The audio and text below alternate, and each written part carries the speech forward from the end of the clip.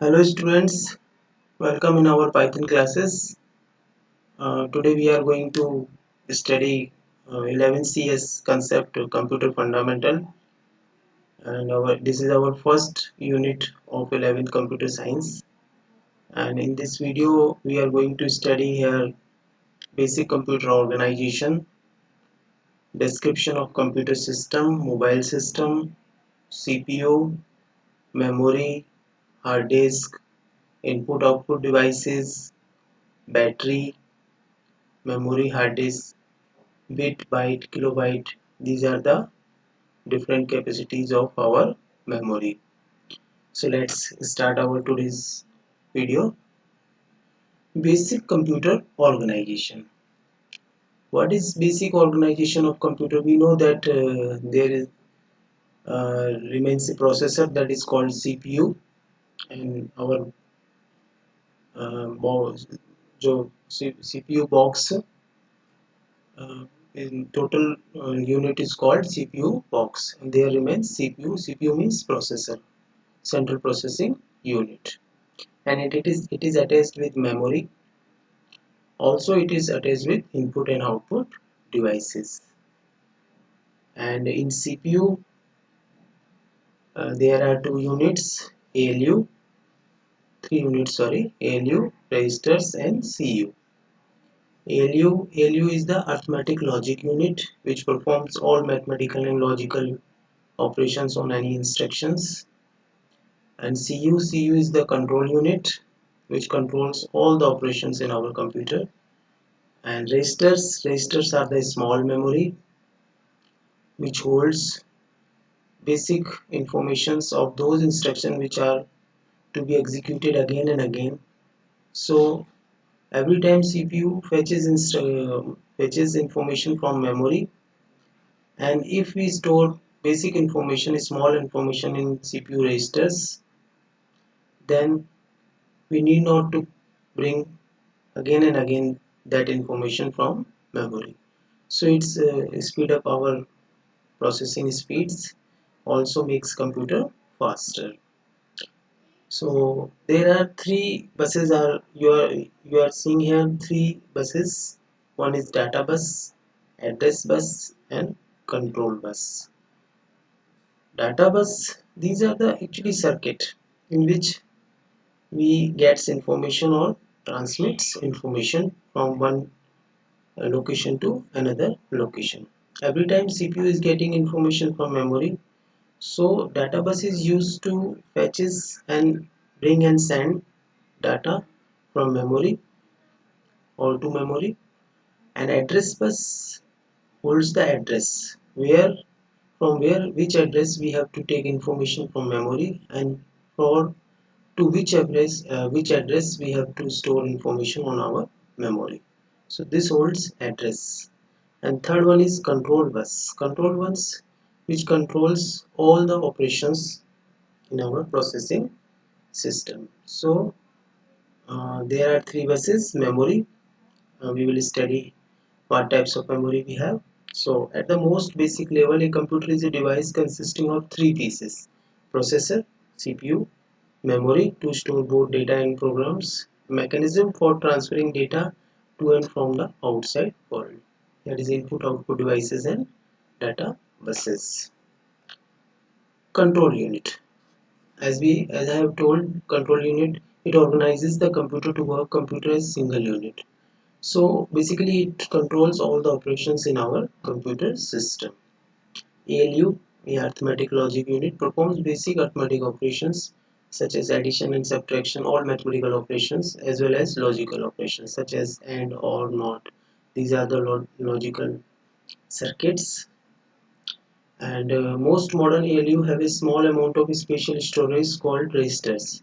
जैसे कि मैंने बताया कि registers क्या होते हैं, small memory होती है जो कि ALU CPU के अंदर होती हैं, ALU के अटैच में होती हैं, और वो बेसिक जो स्मॉल जो इन्फॉर्मेशन हमें बार बार ज़रूरत पड़े है CPU को, उस इन्फॉर्मेशन को स्टोर करके अपने पास रख लेती है, जिससे वो इन्फॉर्मेशन अगेन एंड अगेन हमें मेमोरी से लेनी ना पड़ जाए.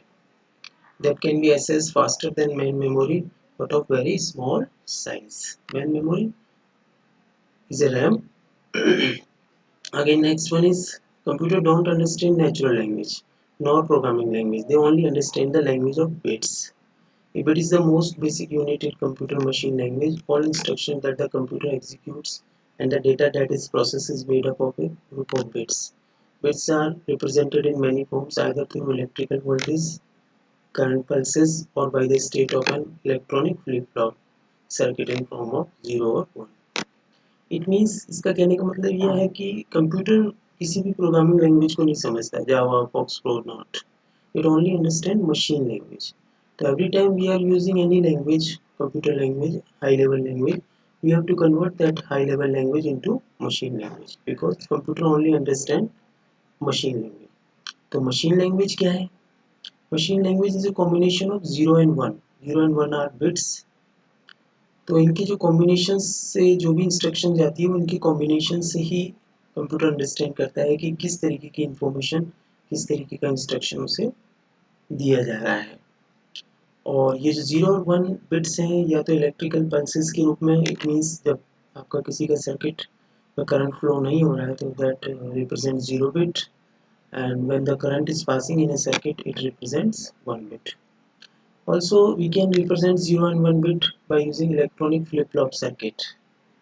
तो ये फ्लिप फ्लॉप सर्किट्स फिजिक्स से रिलेटेड है और लॉजिकल हमारे गेट्स हैं उससे रिलेटेड है कि किस तरीके से डाटा ट्रांसमिट होता है और रिप्रेजेंट करता है.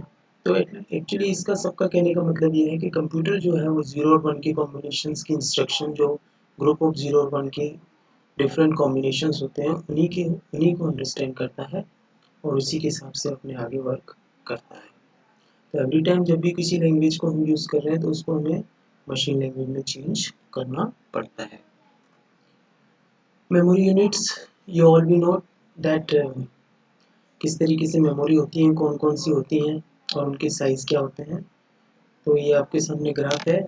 सबसे छोटी जो इकाई होती है that is a nibble, 4 bit combination of 4 bit.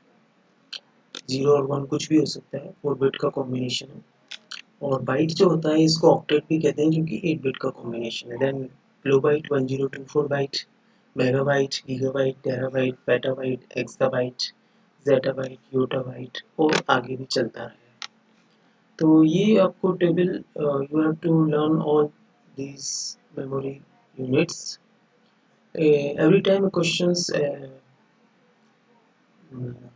comes in our exam related to this memory units of 1 marks, 2 marks, uh, anything can be asked in this type of memory units.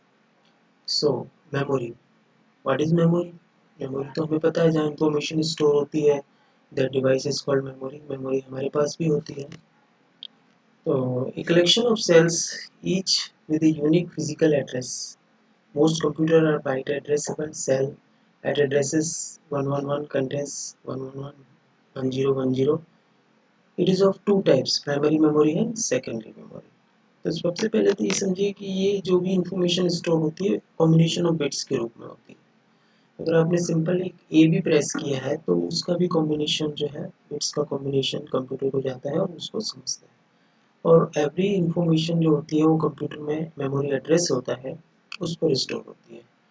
तो किस address पर कौन सी information store है, इसका भी पूरा जो है हमारे पास पूरी इंफॉर्मेशन इस कंप्यूटर में होती है कि कहाँ पर किस एड्रेस पर कौन सी इंफॉर्मेशन स्टोर होनी है और कहाँ से कौन सी इंफॉर्मेशन रिट्राइव होनी है. तो memory is of two types. Primary memory is volatile. It means जैसे ही आपको लाइट वगैरह चली जाती है, आपने डाटा सेव नहीं किया तो वो लॉस हो जाता है. तो जो भी कंप्यूटर ट्रांजेक्शन्स होते हैं, प्रोसेसिंग होती है, सब प्राइमरी मेमोरी में होती है. अगर उस इंफॉर्मेशन को हम स्टोर करके सेकेंडरी मेमोरी पर स्टोर कर देंगे, that is a permanent memory, तो वहाँ पर इंफॉर्मेशन लॉस नहीं होती है. That is a non volatile memory. And primary memory is a volatile or temporary memory. It means all data gets lost if we don't save the permanent memory. Example of this memory are RAM. RAM का full form है random access memory. अभी RAM आ रही है जैसे आपकी 4 GB RAM, 8 GB RAM, different types of RAMs we are seeing in these days.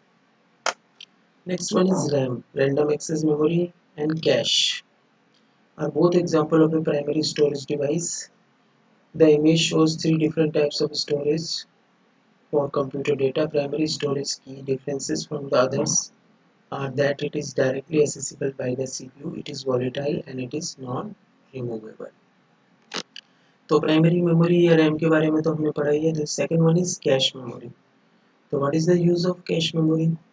Actually, CPU processing performs processing and it takes information from the RAM, random access memory. Every time it fetches information from RAM, and if the speed of CPU is greater than RAM, then it can be ideal for some time if the information is not coming on time from RAM. अगर RAM से information हम बार बार लेने में अगर वो information late हो रही है तो CPU ideal हो जाता है. तो for solving this problem we use a small memory that is called cache memory between CPU and the primary memory. और जो information जो बार बार हमें access करनी हो रही है, जो हमें बार बार information लेनी होती है, उसको कंप्यूटर कैश में सेव करके रखता है जिससे हमारा CPU जो है आइडियल ना रहे. कैश मेमोरी दो तरीके की होती है, L1 कैश, L2 कैश. अभी जो PCs आ रहे हैं वो मदरबोर्ड पे इनबिल्ट कैश आ रही है. और अर्लियर क्या था कि CPU के साथ जो है स्मॉल मेमोरी आती थी जो उसको हम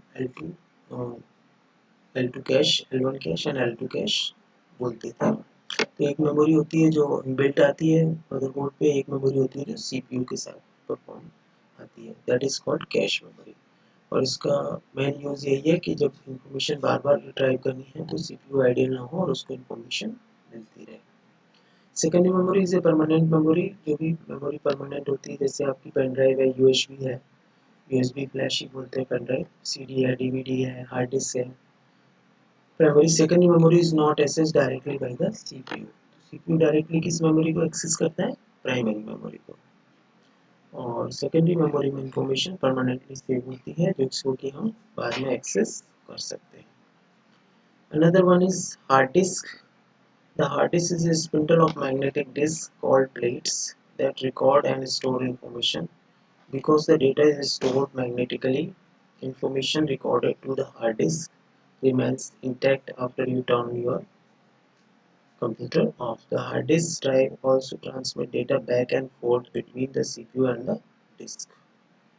There are two general types of hard disk drive, HDD, which use one or more rotating disk and then rely on magnetic storage, and solid state drives, SSD, which have no moving mechanical parts but use flash memory like the kind found in USB flash drives. तो इसका मतलब ये है कि hard disk जहाँ पर हमारे computer की सारी इंफॉर्मेशन स्टोर होती है वो कंप्यूटर की होती है हार्ड डिस्क. और हार्ड डिस्क के अंदर एक छोटा बॉक्स होता है, उसके अंदर प्लेट्स होती हैं, मैग्नेटिक प्लेट्स होती हैं जिन पर डाटा दोनों तरफ ऊपर भी और नीचे भी होता है. और डेटा उस प्लेट्स के ऊपर होता है, ट्रैक्स एंड सेक्टर के ऊपर. तो गोल गोल जो सर्किल्स होते हैं प्लेट के अंदर वो ट्रैक कहलाते हैं, जैसे कि ट्रैकिंग जो रनिंग ट्रैक होता है. और उसके अंदर जो लाइनें, जो सेंटर से जो लाइनें खींची जाती है, कट्स लिए जाते हैं, वो कहलाते हैं सेक्टर्स. तो हार्ड डिस्क के अंदर क्या होती है कि डिफरेंट प्लेट्स होती हैं और वो एक बाल के बराबर डिस्टेंस पर एक दूसरे से रहती हैं, टच नहीं होती हैं.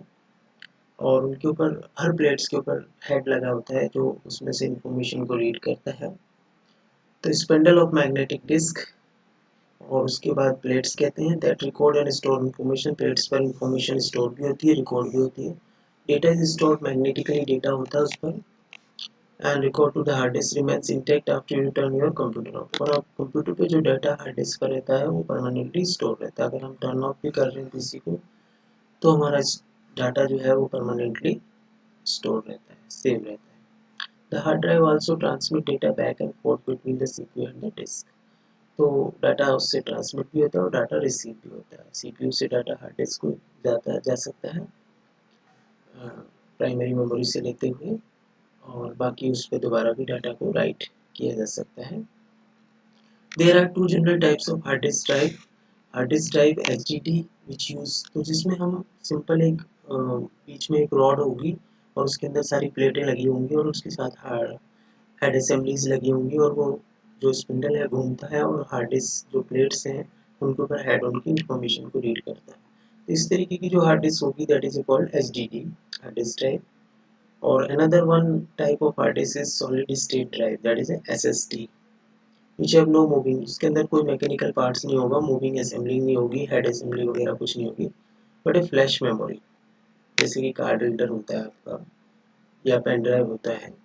तो this type of hard disk और memory is called USB flash drive. तो अभी हम यहाँ हार्ड डिस्क की स्ट्रक्चर देख रहे हैं और हार्ड डिस्क के टाइप भी देखते हैं कि कितने तरीके की हार्ड डिस्क होती है, कौन कौन सी हमारी हार्ड डिस्क होती हैं और उनको हम क्या बोलते हैं, साटा पाटा जो भी हम बोलते हैं। तो one is parallel advance technology attachment PATA, it is advance technology parallels advance attachment technology attachment PATA hard disk. Another one is SATA hard disk, that is a serial ATA, serial advanced technology attachment. And number 3 small computer system interface SCSI, जो computer के अंदर ही memory होती है, जिसके अंदर hard disk नहीं होती, उसके साथ ही मेमोरी डिवाइस अटैच होती है, इंटरफेस होती है। And number 4 is solid state drives SSD.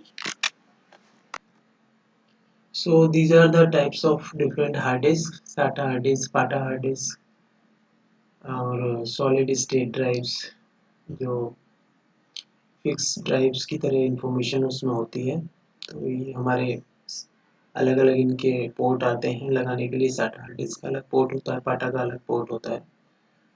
तो that is called a hard drive consist of several major components inside its casing, these include the platter for storing data, plates होती हैं, spindle जो उस plates को घुमाता है जिसपे वो प्लेट्स सारी लगी होती हैं, spinning plates, a read write M for reading and writing data, and actuator to control the action and movement of the read write arm, and a logic board। तो ये सारी हार्ड डिस्क की structure है जिसके अंदर आप देख सकते हैं कि ये डिस्क प्लेट्स हैं सारी, इसके अंदर पर सील्ड चैम्बर है, ये सारी प्लेट्स जो है एक सील्ड चैम्बर के अंदर है। और head arm, this is called head arm, ये हेड आर्म के अंदर ये हेड असेंबली हर डिस्क के प्लेट्स के ऊपर लगी हुई है, ऊपर से भी इंफॉर्मेशन रीड कर रही है और नीचे से भी उसकी प्लेट्स की रीड इंफॉर्मेशन कर रही है। एंड हेड एक्चुएटर, किस पोजीशन पे हेड को, किस ट्रैक पर किस पोजीशन पे हेड को सेट करना है, उसको हेड को एडजस्ट करने के लिए head actuator. And drive electronics PCB, head electronics, ये इसके सर्किट कहाँ पर कौन से पोर्ट से इसको सर्किट्स को जोड़ना है, वायर को जोड़ना है हमें। एंड एंटी वाइब्रेशन माउंट, कि वाइब्रेशन हार्ड डिस्क में जब प्लेट सारी मूव होती है तो उसके वाइब्रेशन को कंट्रोल करने के लिए एंटी वाइब्रेशन है। रीड राइट हेड जो रीड राइट कर रहा है, माउंटिंग चेसिस, इसकी चेसिस दी गई है, एंड बेजल। तो बेसिकली आप देख रहे हैं कि एक छोटा एक स्मॉल बॉक्सेस है जिसके अंदर प्लेट्स हैं, प्लेट्स के अंदर आपकी हेड असेंबलीज हैं जो उस प्लेट्स में से इंफॉर्मेशन को रीड कर रही हैं, और इस प्लेट्स के चारों तरफ गोल गोल चक्कर जो है वो ट्रैक्स हैं, और इसके अंदर जो डिवाइडेशन हो रहा है ट्रैक्स का भी, इनको लाइंस जो काटते हुए बनाई जाती हैं वो कहलाती हैं हमारे सेक्टर्स। तो hard disk is a permanent memory जो हमें स्टोरेज इंफॉर्मेशन को परमानेंटली स्टोर करने के काम में आ रही है। Next one is input output devices, तो जो डिवाइसेस कंप्यूटर में सिग्नल्स को एंटर कराती हैं that devices are called input devices, and the devices which receive information from the CPU or our computer that are called output devices, and the devices which performs both input and output operations, that type of devices is called input output devices, यानी उसमें input और output दोनों के गुण properties आती हैं। तो सबसे पहले अगर हम इनपुट डिवाइसेस की बात करें कि कीबोर्ड एंड माउस तो आपको पता ही है, computer while monitor and printers are output devices, pieces of hardware used by a human or other system to communicate with a computer।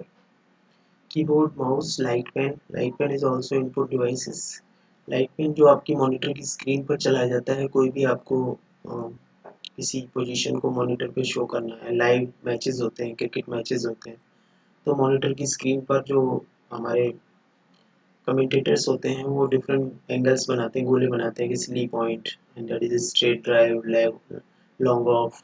Suppose वो कुछ मार्क करके मॉनिटर पे बताते हैं तो वो that that they use light pen. Light pen is a magnetic pen, simple pen नहीं है, उसमें से मैग्नेटिक इंक की तरह मैग्नेटिक पेन यूज होता है जिसमें से रेडिएशंस के थ्रू इंफॉर्मेशन को रीड किया जाता है। ऑप्टिकल मैग्नेटिक स्कैनर, स्कैनर भी है और ऑप्टिकल मार्क रीडर भी है। ओएमआर जो आपकी कॉम्पिटिशन्स की जो भी शीट्स होती हैं वो चेक की जाती हैं ऑप्टिकल मार्क स्कैनर ओएमआर के द्वारा, रीडर के द्वारा। और टच स्क्रीन, कोई भी टच स्क्रीन होती है उस पर एंटर करते हैं तो सिग्नल्स को वो एक्सेप्ट करती है। माइक्रोफोन जिससे हम स्पीकर वगैरह आवाज़ को हम अपनी कंप्यूटर में एंटर कराते हैं।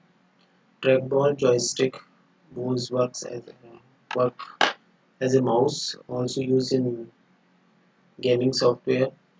Joysticks, basically any device that respond to a signal from the output is called output devices. Output में monitors, LED monitor, LCD monitor, CRT monitor।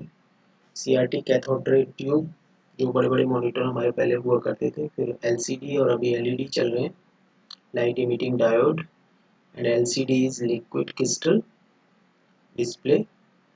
Printers, हमारे प्रिंटर्स होते हैं, प्रिंटर्स में हमारे डॉटमेटिक्स प्रिंटर जो डॉट डॉट करके प्रिंट करते हैं। दूसरे होते हैं इंकजेट प्रिंटर जो कि उसमें से इंक का एक फुहार या जेट के रूप में इंक को पेपर पर स्प्रेड किया जाता है, कलर प्रिंटिंग भी की जाती है।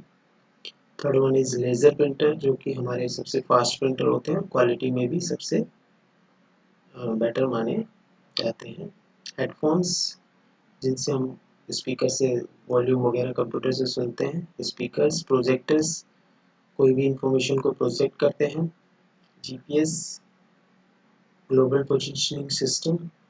साउंड कार्ड, वीडियो कार्ड, तो साउंड कार्ड साउंड को प्रोड्यूस करते हैं, वीडियो कार्ड वीडियो को प्रोड्यूस करते हैं। जीपीएस ग्लोबल पोजिशनिंग सिस्टम जो है वो किसी भी डायरेक्शन को दिखाता है, बताता है स्क्रीन पर। तो these all are our output devices. Third one is, जैसे कि आपको बताया गया कि input devices send information to computer system and output devices reproduces or display the result of that processing. Input devices only allow for input of data to a computer and output devices only receives the output of data from another device। तो पता ही है कि हमें input output devices क्या है। Both input output devices as input devices is capable of receiving data from users or another devices and also sending data to another devices or computer। That means a device which can be used for both input output purpose is called input output devices। तो दोनों purpose से use हो रही है। जैसे कि सबसे पहला है यूएसबी ड्राइव जो कि आपका पेन ड्राइव होता है, यूनिवर्सल सीरियल बस जो आपका फ्लैश ड्राइव भी जिसको हम बोलते हैं, पेन ड्राइव भी बोलते हैं, इंफॉर्मेशन ले भी सकते हैं, उससे इंफॉर्मेशन दे भी सकते हैं। नेक्स्ट वन इज फैक्सिमाइल और फैक्स मशीन जिसके अंदर कोई भी हम इंफॉर्मेशन सेंड करते हैं और जो भी इंफॉर्मेशन हमारा फैक्स आता है तो वो प्रिंटेड हम कागज पर उस इंफॉर्मेशन को रिसीव करते हैं। स्मॉल प्रिंटर अटैच होता है फैक्स मशीन के साथ। तो third one is modem. Modem क्या करता है? मॉड्यूलेशन एंड डीमॉड्यूलेशन और इंटरनेट सिग्नल्स को हमारे कंप्यूटर पीसी में एंटर कराने के काम में आता है। और कंप्यूटर से इंफॉर्मेशन को भी इंटरनेट पे भेजना हो तो मॉडेम के द्वारा ही इंफॉर्मेशन सेंड की जाती है। तो मॉड्यूलेशन, हमारे कंप्यूटर में जो सिग्नल होते हैं वो होते हैं डिजिटल सिग्नल और जो ट्रांसमिशन लाइंस में जो सिग्नल होते हैं वो होते हैं एनालॉग सिग्नल्स। तो सबसे पहले हमारे कंप्यूटर से जब सिग्नल हम किसी दूसरे को भेजते हैं तो डिजिटल सिग्नल कन्वर्ट होते हैं एनालॉग सिग्नल में मॉडेम के द्वारा, दैट इज कॉल्ड मॉड्यूलेशन। और जब भी वही सिग्नल किसी दूसरे पर्सन को रिसीव होते हैं तो वहाँ पर भी उसके पास मॉडेम होता है और वो सिग्नल जो होते हैं एनालॉग होते हैं, ट्रांसमिट होते हुए जब उसके कंप्यूटर में जाना होता है तो उसको डिजिटल में कन्वर्ट करना ज़रूरी होता है। तो वहाँ पर जो मॉडेम होता है सेकंड पर्सन के पास, उसको वो डीमॉड्यूलेट करता है सिग्नल्स को। इट मीन्स इस एनालॉग सिग्नल्स को डिजिटल में कन्वर्ट करता है। तो सबसे पहले जब आप सिग्नल भेज रहे हैं तो आप कर रहे हैं एनालॉग सिग्नल को डिजिटल सिग्नल को एनालॉग में, दैट इज ए मॉड्यूलेशन। और जब कोई अनदर पर्सन उन सिग्नल्स को रिसीव कर रहा है तो वो एनालॉग सिग्नल को कन्वर्ट करना होता है उसको डिजिटल में, क्योंकि उसके कंप्यूटर में डिजिटल सिग्नल होते हैं। तो वो प्रोसेस होता है डीमॉड्यूलेशन। तो modem is a modulation plus demodulation. CD read and right, read भी कर सकते हैं, राइट भी कर सकते हैं। टच स्क्रीन से हम कोई इनपुट इन्फॉर्मेशन को इनपुट भी कर सकते हैं और टच स्क्रीन से हम इन्फॉर्मेशन को देख भी सकते हैं। हेडसेट में आपका हेडफोन होता है जिससे हम स्पीकर सुन सकते हैं, और माइक्रोफोन भी लगा होता है जिससे कि हम इंफॉर्मेशन को, अपनी साउंड को ट्रांसमिट कर सकते हैं। Now we are coming to a mobile system. Mobile system भी ऑपरेटिंग सिस्टम होता है, जैसे कि हमारे कंप्यूटर में ऑपरेटिंग सिस्टम होता है, एंड्रॉयड ऑपरेटिंग सिस्टम है, विंडोज़ ऑपरेटिंग सिस्टम है। तो software that allowed smartphones, tablet, PCs, smartphone भी हो सकते हैं, टैबलेट, पीसीज भी हो सकते हैं, ये सब मोबाइल सिस्टम के अंतर्गत आएंगे। And other devices to run application and programs. Mobile operating system typically startup with device power on, जैसे डिवाइस को पावर करेंगे स्टार्ट होगा। प्रेजेंटिंग स्क्रीन प्रेजेंट होगी with icons or tiles that represent information and provide application access. A mobile phone is essentially a two-way radio consisting of a radio transmitter and a radio receiver. तो two way है ये, इसमें information को transmit भी करते हैं, information को receive भी करते हैं। नॉट ओनली रेडियो सिग्नल्स को हम लोग इसमें जो सिग्नल्स जाते हैं वो रेडियो सिग्नल्स के रूप में ही जाते हैं। और वैसे ब्लूटूथ है आपका, या जो भी आप इंफॉर्मेशन को रिसीव करते हैं, तो it is of two way system. क्या क्या इसके कंपोनेंट्स होते हैं ये हमें सभी पता है। सर्किट बोर्ड होता है जो कि मदरबोर्ड या उसका जो ब्रेन ऑफ द फोन है।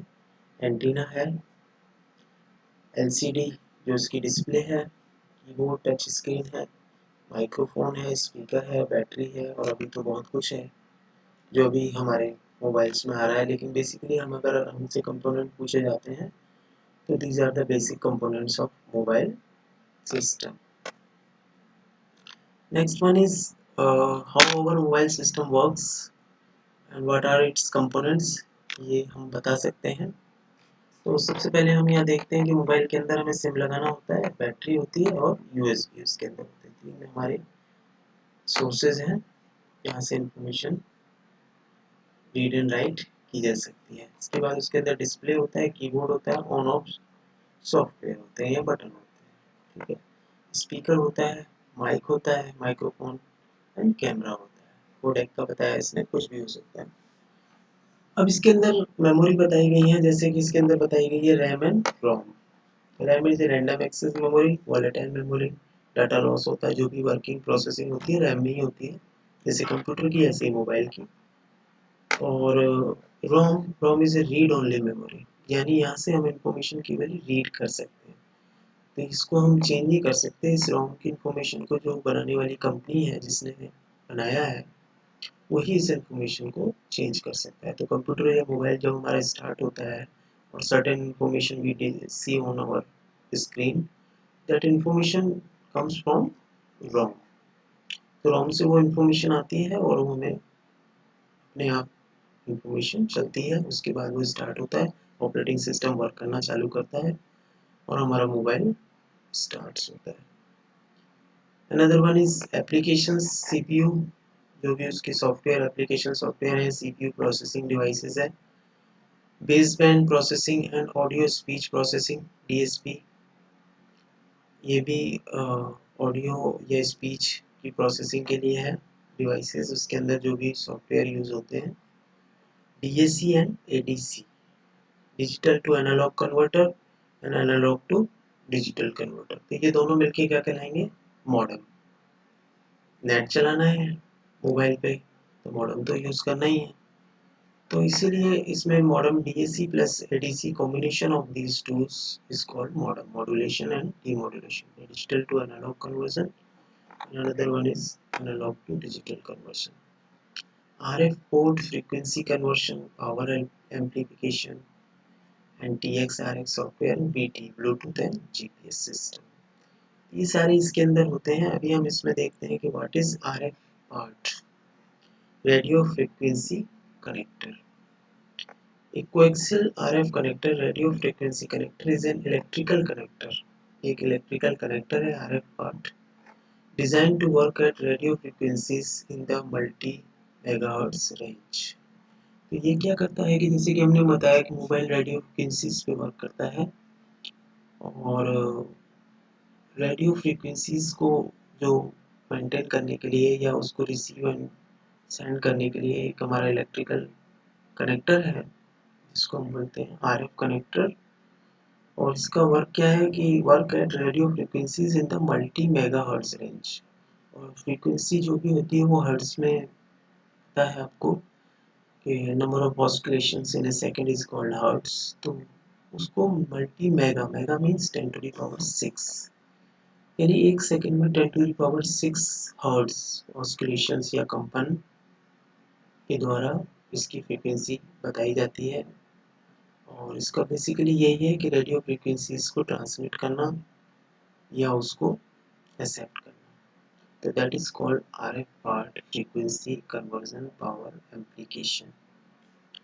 Next one is GPS. The global positioning system is called GPS. Originally, Navistar GPS is a satellite-based radio navigation system owned by the United States government and operated by the United States Space Force. तो GPS system, global positioning system, जो कि हमारी location को बताता है कि जहाँ भी किसी भी लोकेशन को सर्च किया जा रहा है तो उसकी जीपीएस क्या है, उसका मैप क्या है, उसकी लोकेशन क्या है, किस पोजीशन पे हम हैं, कहाँ किस पोजीशन पे जाना है। तो ये सैटेलाइट के द्वारा ट्रांसमिटेड है और इसका own by the United state. तो मोबाइल हमारा जीपीएस को सपोर्ट करता है। RX means received and TX means transmitted. तो RX TX means received and transmission.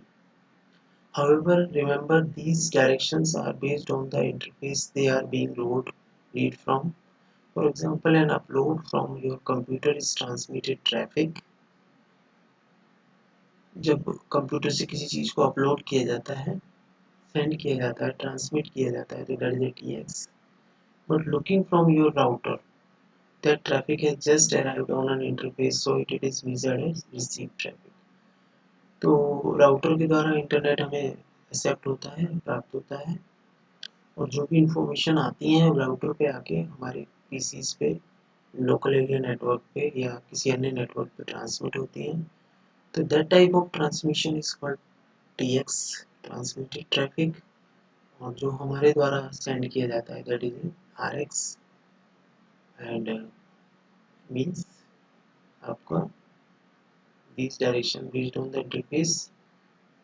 upload from a system is transmitted traffic TX and received traffic is RX. Now the last one topic in this video is batteries. It is related to our mobile batteries. Mobile में किस किस तरीके की batteries होती हैं, कौन सी battery अच्छी होती है, कौन सी बैटरी जो है पहले चलती थी और अब कौन सी बैटरी हमारी लेटेस्ट यूज में ली जा रही है, क्या उसकी लिमिटेशंस हैं, क्या उसके बेनिफिट्स हैं।